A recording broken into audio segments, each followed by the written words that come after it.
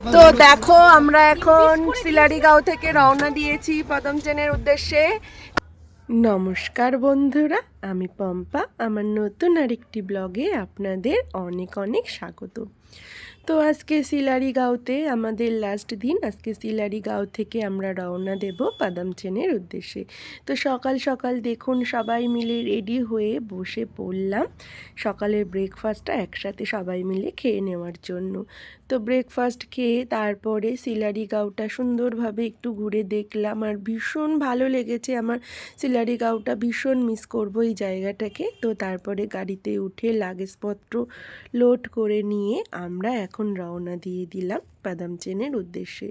তো যেতে যেতে আমরা কিছু সাইট সিনও ভিজিট করব, তারপরে চলে যাব পদমচেন। আর দেখুন চারপাশটা কতটা সুন্দর, পুরো মনে হচ্ছে কেউ সিনারি এঁকে রেখেছে।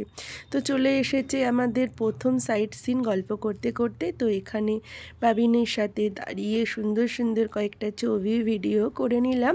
আর বাবিনের মনে তো এক রাশ প্রশ্ন, সেইগুলোই ঘুরিয়ে ঘুরিয়ে দেখাচ্ছিলাম আর বলছিলাম। আর এত প্রচণ্ড ঠান্ডা এখানে, এই ঠান্ডার জন্য উপযুক্ত হলো এই গরম গরম কফি আর সঙ্গে মোমো। তো গরম গরম কফি খেতে খেতে আর মোমো খেতে খেতে পাহাড়টাকে সুন্দরভাবে দু চোখ ভরে উপভোগ করার মজাটাই কিন্তু ভীষণ আলাদা। তারপরে উঠে পড়লাম গাড়িতে। উঠে মা আর ছেলের এই দেখুন নাচও শুরু হয়ে গেল। তো নাচ গান করতে করতে রাস্তাটা বেশ সুন্দরভাবে উপভোগ করতে করতে আমরা চলে এলাম আমাদের পরবর্তী সাইট সিনের উদ্দেশ্যে। তো এখানে আসার আগে একটা পারমিশনও করাতে হয়েছিল। তো তারপরে এই দেখুন এই চলে এসেছি বিশ্ববিনায়ক মন্দিরে। মন্দিরটা এতটা সুন্দর কি বলবো। তো চলুন আপনাদেরকেও সবাইকে একবার গণ্যু দাদার দর্শনটা করিয়ে নিই। আসলে আমার বাবিন গণ্যু দাদা বলে, তাই আমিও বাবিনের কথা মতো গণ্যু দাদার দর্শনটা আপনাদেরকে করিয়েই দিলাম।